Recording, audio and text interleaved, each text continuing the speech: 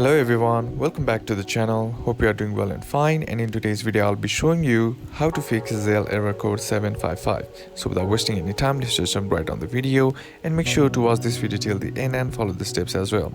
So the first thing that you can do is head over and open up App Store, and on the search bar simply type in Zelle and then tap on the app and check to see if the app needs an update or not. Sometimes the older version also might be causing the issues that you are facing, so just simply updating the app to the latest version will fix the issue.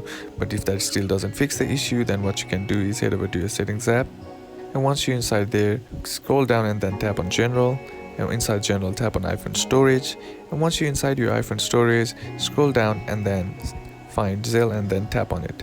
Once you're inside the Zelle app, you'll find this upload option. Simply tap on it, and what this does is it resets the app by clearing all the bugs and glitches which might be causing the issues that you are facing. Now all you gotta do is try again, and that will fix the issue, and that's basically how you can do it.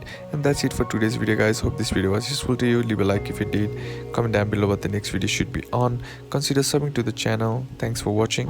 Bye bye.